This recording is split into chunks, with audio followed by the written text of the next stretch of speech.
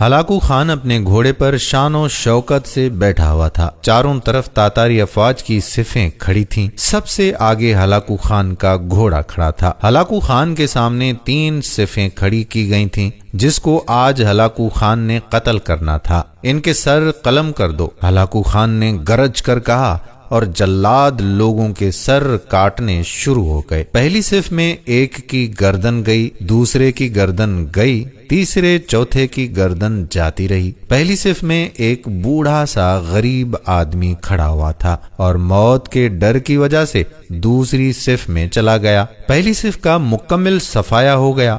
Hulagu Khan کی نظروں نے اس بوڑھے کو دیکھ لیا تھا کہ وہ موت کے خوف سے اپنی پہلی صف چھوڑ کر دوسری صف میں چلا گیا۔ ہلاکو خان گھوڑے پر بیٹھا ہوا ہاتھ میں لیمو لیے اچھال کر اس سے کھیل رہا تھا اور لوگوں کے قتل کا منظر دیکھ کر اس کھیل سے خود کو خوش کر رہا تھا۔ جلادوں نے دوسری صف پہ تلوار کے وار شروع کر دیے تھے۔ گردنیں آن کی آن میں گرنے لگی تھیں۔ جلاد تلوار چلا رہے تھے اور خون کے پھوارے اچھل اچھل کر زمین پر گر رہے تھے۔ اس بوڑھے بابا نے جب دیکھا کہ دوسری صف کے لوگوں کی گردنیں کٹ کر اس کی باری بہت جلد آنے والی ہے تو وہ بھاگ کر تیسری صف میں کھڑا ہو گیا۔ ہلاکو خان کی نظریں بوڑھے پہ جمی ہوئی تھیں کہ اب تیسری صف آخری ہے، اس کے بعد یہ کہاں چھپنے کی کوشش کرے گا؟ اس بے وقوف کو میری تلوار سے کون بچا سکتا ہے؟ 100 انسان مار دیے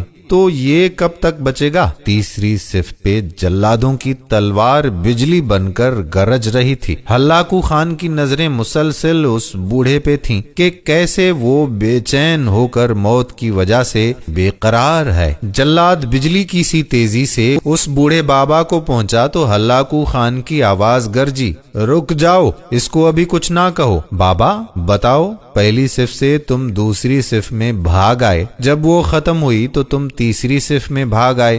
بابا اب بتاؤ، پیچھے تو کوئی اور صف بھی نہیں، اب کہاں جاؤ گے؟ اب تم کو مجھ سے بھلا کون بچائے گا؟ اس بوڑھے نے آسمان کی طرف دیکھا، پھر کچھ وقت بعد کہا، میں نے پہلی صف کو اس لیے چھوڑا کہ شاید میں دوسری صف میں بچ جاؤں، لیکن موت وہاں بھی پہنچی۔ پھر میں نے دوسری صف کو چھوڑ دیا کہ شاید تیسری میں بچ جاؤں۔ ہلاکو نے لیمو کو ہاتھ میں اچھالتے ہوئے کہا، بابا کیسی خام خیالی ہے، یہ کیسی بہکی بہکی باتیں کر رہے ہو؟ بھلا میری تلوار سے بھی کوئی بچ سکتا ہے؟ اس بوڑھے نے کہا، وہ اوپر والی ذات اگر چاہے تو ایک لمحے میں انقلاب آ سکتا ہے اور وہ مجھے بچا سکتا ہے۔ کیسے بچا سکتا ہے؟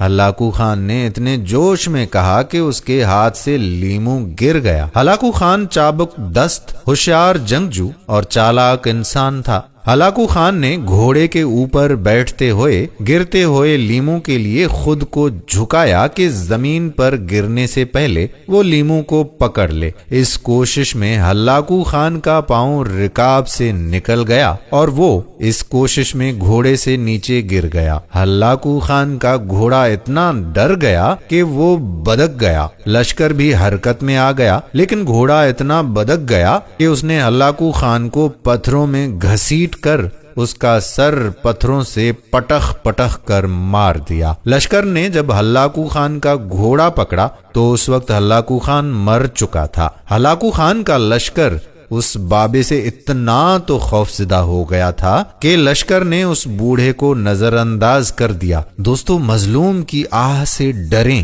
کیونکہ جب وہ آہ کرتا ہے تو قبولیت بہت دور سے اس کا استقبال کرنے آ جاتی ہے۔ اللہ تعالی ہمیں صراط مستقیم پر چلنے کی توفیق عطا فرمائے، آمین۔ دوستو، ویڈیو پسند آئی ہو تو اس ویڈیو کو اپنے دوستوں احباب کے ساتھ شیئر ضرور کیجیے گا۔ آنے والی ویڈیو تک اپنے میزبان قادر بخش کلہوڑو کو اجازت دیجیے۔